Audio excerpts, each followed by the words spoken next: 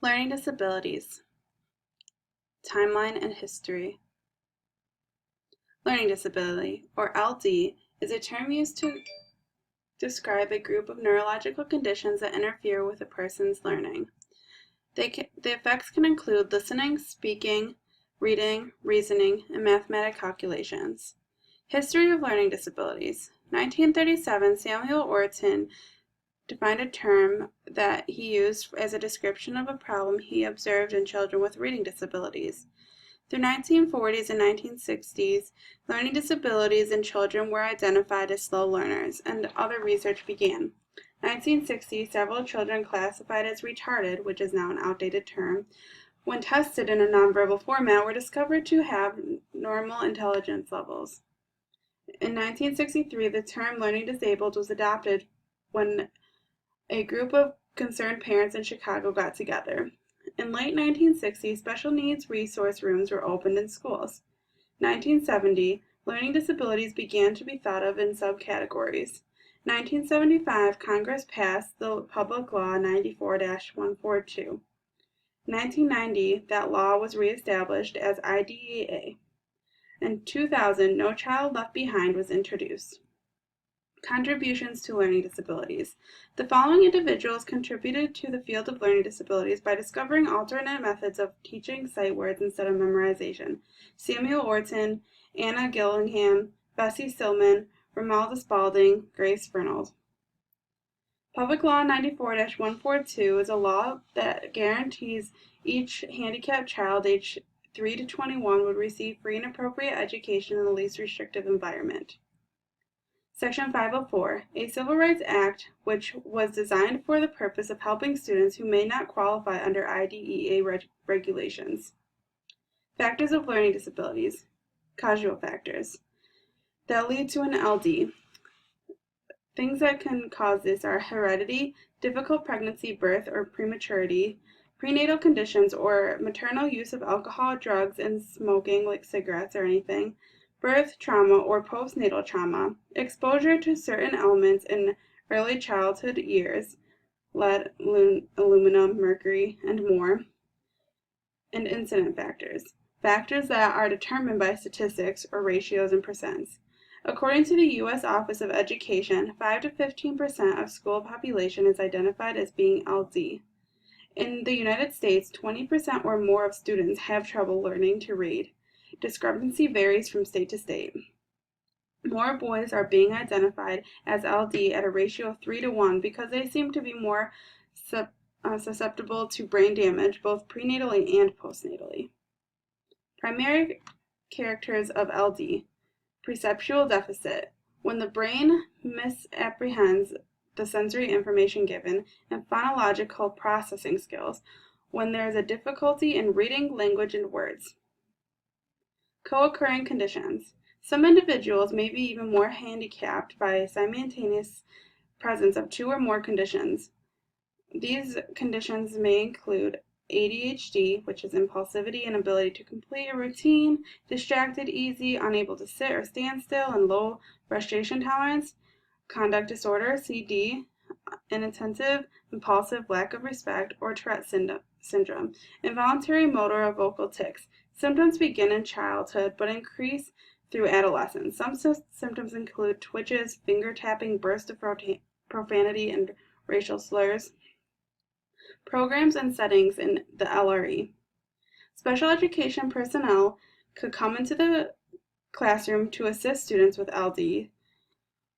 Special educators could meet with the general educators to collaborate and consult a plan for a child's education. A student can go to the resource room for part of their school day or all of their school day, depending on the amount of help that child needs. Attributes. Anatomy and function of the brain. The brain integrates new sensory knowledge with previously stored information. Central nervous system is responsible for all of the learning. Different parts of the brain that all work together to perform different tasks, and different chemicals are produced that send messages throughout the brain.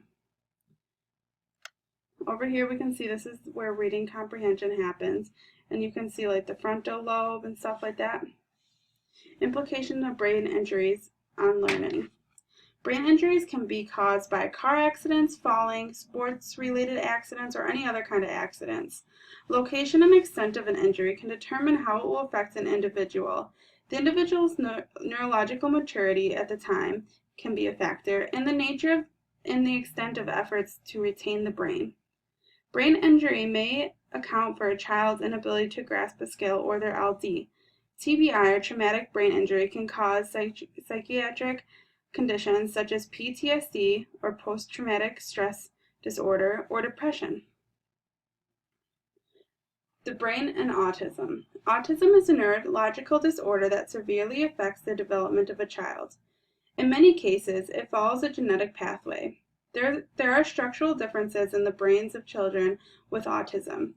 Research has suggested that the cerebellar areas that become reduced in the children with autism contribute to social deficits, cognitive deficits, and motor impairments. ADHD in the brain. Symptoms of ADHD are caused by the brain's inconsistent processing of sensory input. Structural differences in the brains of children with ADHD show that there are many matural delays of up to 3 years, and children with ADHD have trouble with impulse control and show impulsivity in the classroom because of the larger amounts of excitatory chemicals in their brains. Biochemical influence on learning. Some learning disabilities are believed to be caused by biochemical irregularities. Stimulant medications can suppress noncompliant, aggressive, and disruptive behavior, which are common symptoms of ADHD. Ritalin can be used to treat tics, which are found in those with Tourette syndrome, and to treat ADHD. Memory. In order to learn, students must be able to attend to stimuli, encode information about that stimuli, integrate and store data in memory, and be able to retrieve the data that they needed to.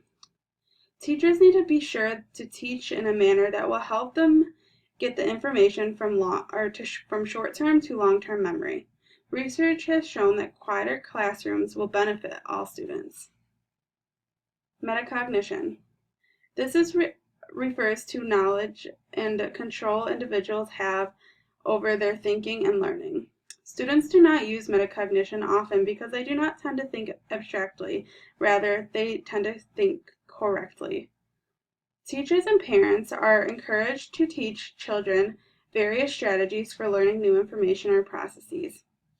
Teaching different techniques can help gain insight into their own cognitive and metacognitive processes.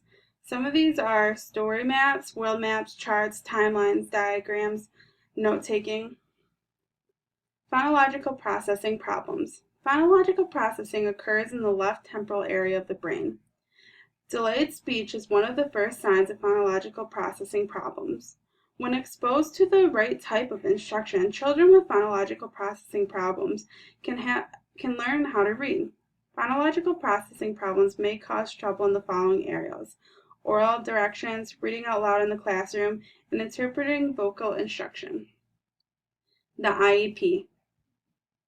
Multidisciplinary Evaluation Team, or MET, is part of an evaluation and reevaluation process to determine eligibility for special education services. Review of existing evaluation data, or READ, is a process where students' work is reviewed and determined appropriate educational needs by members who review the data in their fields of expertise. Individual Educational Planning Team. IEPT, a team that reviews the needs of a student and then can make sure that the learning program followed by the teacher is meeting the needs of the student. Individualized Education Program. The initial IEP is the first individualized education program a student receives when originally entering into the special education program. A transition IEP is an IEP that has to be done before the age of 16, which is a child in special education begins a transition in IEP to help them plan how to get through high school and have a smooth changeover into adulthood. Annual Review IEP. Review happens yearly to allow IEP team to make sure that all of the students' needs are being met, and it must be done before the year deadline. Reevaluation of an IEP. It's a notice for a student with an IEP which is going to be re-evaluated from the initial evaluation. A reevaluation must be conducted when conditions warrant a reevaluation, such as academic or functional improvement. A parent or teacher requests the reevaluation, and besides that, every 3 years or no more than once per year unless otherwise stated. Manifest determination. The determination if the behavior occurring is a direct relation of a child's disability to determine if he or she can be expelled. Due process hearing. This takes place when two parties involved can't come to an agreement, and it usually takes place in a formal setting. Each party has the right to present their views to a witness, use documents, have legal representation, and have a testimony in hopes to resolve the problem. Addendum to the IEP. To change the IEP while it is in effect, a parent and school district or if in agreement may modify the IEP. Progress reporting. The school district is responsible to report student progress to the parents and the state every year. It is also keeping and collecting data on each student to see what areas of strengths and weaknesses they have. The law. Timeline of learning disability laws. 1975, Education of All Handicapped Children. 1990-2000, Individuals with Disability Education Act, or IDEA, Section 504, and 2000, No Child Left Behind. Parental rights and the law. Parents have the right to be involved at every stage in the evaluation and planning process, require proper and confidential treatment of their children's records, be given a copy of their rights, have copies of all records kept on their child from the school, and request an assessment for their child. IDEA in Section 504.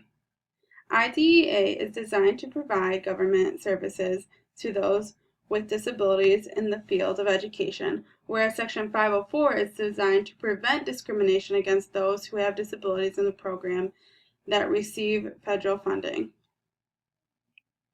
Parents as advocates. Programs that are designed to help parents take the appropriate actions to get involved or get in contact with schools and educate them about different learning disabilities and the rights they have. Student rights. FAPE, or free and appropriate public education. Due process. If they are in trouble, they should know the charges that are against them. Be treated with respect in a fair manner. Receive a hearing if they are expelled or suspended. Receive accommodations and modifications for their learning disabilities. Teacher rights and obligations. Obligations are to abide by FAPE, notify parents before beginning the evaluation process and set up an IEP, follow all guidelines on an IEP, understand the rights of parents and students' rights, work in a safe environment, be respected by school and students, and be able to teach. Behavior Intervention Plan, or a BIP. The purpose of this is to change the problem behavior that is occurring. Suspension and expulsion rights. A student is not allowed to be suspended more than a cumulative of 10 days if he or she has an IEP. Before the district can suspend a student for the 11th day, a BIP has to be written or reviewed to make sure that it is still appropriate. Determination of if there's a link between the disability and the problem has to be discovered through an FBA. Phonological processing problems are auditory skills that relates to words but is also found in the absence of print. Children have trouble reading and spelling things correctly. Indicators include auditory detection, auditory discrimination, production tasks involving sounds and words. These are my resources. Thanks very much.